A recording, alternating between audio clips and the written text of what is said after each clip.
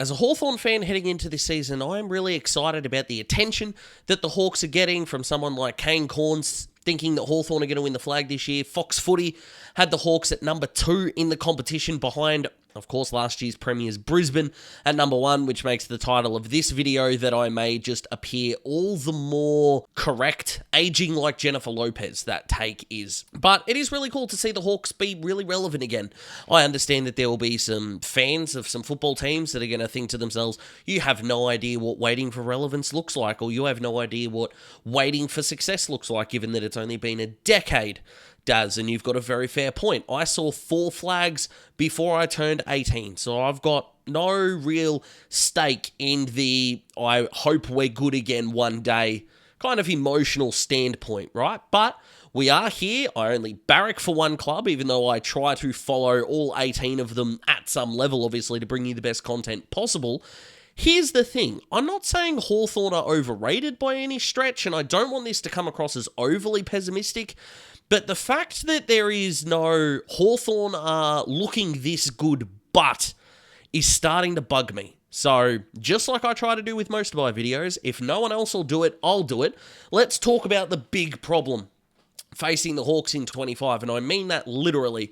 And that is that the biggest pillar and the most important Hawk is once again not going to be fit, and historically, the options available are not going to lead to premiership success. Now, for those of you that don't know, I used to be the head of content for an independent Hawthorn brand called Talking Hawks up until last year when I left, and from either the Talking Hawks guys themselves or Hawthorn fans when I would jump on live streams and stuff like that would often say that I was a little bit too pessimistic, that if there was good things happening, I would always be but what's the bad thing that could arise from this? So I can kind of understand Hawthorn fans still taking that route with me. But when we're coming into a season with expectation, wondering how high that expectation should be is still something that I think should be taken into account. I love the fact that the Hawks have got such a difficult first 6 games. I completely disagree with the notion that we're going to be 5-1. If we were 4-2 after the 6-round run, that includes but is not limited to Sydney, Essendon, GWS, Carlton, a couple more opponents in there as well, is genuinely frightening. But like I did with my Brownlow video, let's kind of start with history first and then come forward, I suppose, to the present and, of course, the future in what is to come in 25. And basically, we have to go back to 2010 and Alan Didak for the Pies for there to be a legitimate small forward who led the goal kicking for a premiership team. And he did so with a tick over 40. And for every premier since then, it has been, barring 2 exceptions, a key forward leading the way. And the other 2 were still hybrid, not small forward. So let's go through the history book, shall we? We start with Joe Danaher, who kicked 58 goals for Brisbane. Brodie Myercheck in 23 kicked 47. Tom Hawkins in 22 kicked 67. And I think Jezza kicked 65 as well, just quietly. Bailey Fritsch kicked 59, not your traditional key forward, but a hybrid half-forward player.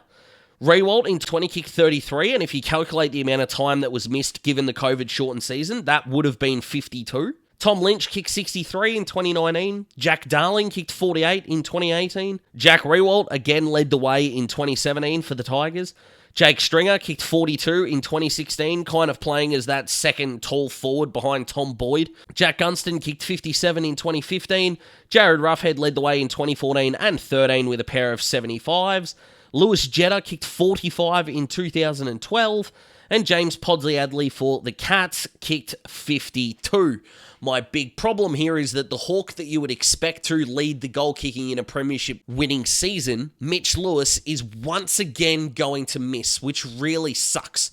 Because Lewis's history, when he's actually on the ground, looks really good. In his last 44 games, he's kicked 95 goals, and across the 2022 and 23 seasons, he played 30 games and kicked 73 goals. Now, you're probably thinking what I'm thinking at that point. Number one, that just about 2.5 goal conversion rate would be fantastic, because in a 23-game season, that would, of course, equate to a 57-goal season, or if you want to carry the half and go up, you can say 58. That's absolutely fine. I've got no issue with you giving him an extra goal there. That looks great. But of course, the fact that the man has not played over 15 games in a season is a little bit of a problem. And by little bit, I mean very. Because the tall forward situation at the Hawks is the only position on the ground that gives me pause. And don't get me wrong, I'm not suggesting that the Hawks can't combat this problem. Look at how well they did last year in their last 10 games. The resurgence up the ladder meant the Hawks were number 1 in goals, they were number 1 in scoring, number 1 for goals per inside 50, and they were the number 1 team from scoring from their forward half, with obviously their smaller players and medium-type players getting involved in a big way, especially that Mosquito fleet. No one more surprised than I going into the draft that the Hawks not only went and got Jack Ginnivan from the Pies, but spent that high draft pick on Nick Watson, and what a bloody good decision that has been. And yes, before you ask in the comments, I have seen Nick Watson's screamer.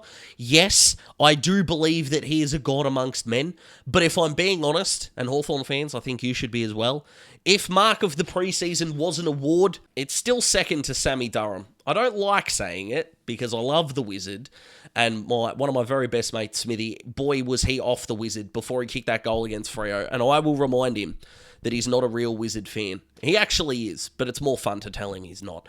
But don't worry, he tells me Jason Tatum's a fake superstar, and he's wrong about that. So we all have those little bait moments amongst mates, let's be honest. But one of the big downsides about the Hawks with that scoring spree, and what I can struggle to see being more sustainable next year, is this. The Hawks were 9th in the comp in the last 10 games for marking inside 50 rate. They were 11th in offensive one-on-ones and number 14 in offensive win percentage. And in order for that to get better, you are going to have to expect natural improvement from their tall forward stocks. And if we just look at the ones that were used last year, Mitch Lewis, like I said, he's not there for the first, what could be 2 months, if not more, of the season. Cole Shadir is also under a massive injury cloud, so there are some problems there. I'm going to talk about Mabior Chol in just a second, but you've also got Jack Gunston, who's 33 years old. Josh Battle could go forward, but has never kicked more than 12 goals in a season, and Max Ramsden is just simply not ready. You've got the untried trio, Jasper Scaife, Noah Mraz, and Will McCabe, with 2 of those guys actually being drafted more as defender types who might be able to swing forward. The Hawks did use 29 players in the last 10 games last year as well, which was the least in the competition. So if injuries come, and they may, touch wood, they don't, but they probably will, given how healthy the Hawks were for large stretches last year as well, that depth is going to be tested. And when Mabior Chol was asked to be a number 1 forward across both games combined, he had 13 disposals, 6 marks, 1 goal won, 6 clangers, and 4 free kicks against. Not exactly a fantastic first impression as a number 1 forward in a final series. Now, there is a player that I have not talked about yet that I am sure most Hawthorn fans are screaming about or putting into the comments if they're not making it this far in the video, and that is James Sicily. And granted, Sicily did show great aptitude whenever he's gone forward, kind of after he became a back pocket specialist, to be honest. And of course, last year, because of the injuries to Jimmy Blank and all of those kinds of things, without having Barras and Battle there, of course, Sis did have to play as kind of a pseudo centre-half back at times, which is a role that I absolutely hated for him, to be honest, because he's not that kind of player. And Hawthorn fans just have to live with that, to be perfectly honest. But nearly a quarter of his goals have come in one season, and that was 9 years ago. In 2016, Sicily kicked 30 goals. He kicked 9 last year, which is still a great effort, and single-handedly nearly won the semi-final. But Sicily and Chol forward permanently means more defenders are going to get more time to look at Sicily, and again, you are relying on a pretty old player who is not a recognised forward to get the job done. And as we've pointed out, even with your Bailey Fritches, Lewis Jetters, and Jake Stringers of the world, they were still recognised forwards at the time they were kicking those goals. Is James Sicily going to be able to kick that 45 plus that a tall forward is going to need for the Hawks? I struggle to say yes, only because I haven't seen it yet. I'm not suggesting it's a definite no. I'm not suggesting it's a definite yes. And that kind of gives me pause on how much people are buying into the Hawks. That's all. I'm not suggesting Hawthorn fans should be upset about this, and I'm going to feel every loss and love every win throughout the season. I will be reacting to every Hawthorn game I watch live at home, or if I get to go to the game, as quickly as possible and getting them up, as well as other game reviews on Daz Talks Footy in 25, the only footy channel where you are going to be getting up-to-date reactions of all the biggest games of 25. So this is where you need to be, and you need to be clicking that subscribe button, let me tell you. But on my sort of end note here about the Tools is that the Hawks are relying on a guy who flopped in his first final series, blokes that haven't played that much yet, Max Ramsden, whose ceiling is David Hale, if that. It gives me pause. And given how good the Hawks smalls were last year, I mean, take a look at these numbers, for example. Dylan Moore leading the way and nearly won the goal kicking last year, by the way, with 36. Connor McDonald, 28. Ginnivan, 28. Watson, 25. And that was with inaccurate goal kicking, I should say. And Luke Bruce with 21 as the sub was ultra impressive. But I still think the Hawks have got a problem, and I would be cooling down on the January premiership expectations for now and let it unfold. And another ironic thing to point out as I end the video, the Hawks play round 0 at the SCG. Probably the only ground in the comp they could start their season at where having two tall forwards is probably not going to be that big of a deal. And you know what? I think the Hawks are a massive chance to win that game. And no one will love it more than I do. And if the Hawks go on and win the flag and all of this was wrong, that's fine. I'm not saying we're not going to win the flag. That's not what I'm saying. I'm just saying that I might be a little bit more pessimistic and a little bit more of the let's wait and see kind of Hawthorn fan at this point. So, whether you barrack for the Hawks or not, what do you think? Comment below, let me know. Click the subscribe button and join the party. We're at over 4,500 and we are barreling towards 5,000 in a big way, so jump on board, because once the season starts, we are going to be hammering the content with not only your game reactions, but your Tuesday uploads, which will be a deep dive into a couple of the big trends of the footy weekend, and you'll be able to interact in the community tab as well. We've also got Supercoach Fantasy that are up and running. You can get involved there.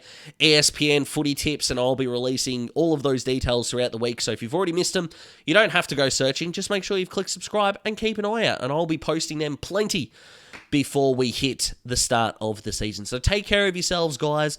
Go the Hawks. I cannot wait for us to play Sydney and then Essendon, of course, in round 1. But you're all absolute legends. Love yourselves. Love each other. Check in with your mates. And I'll see you next time.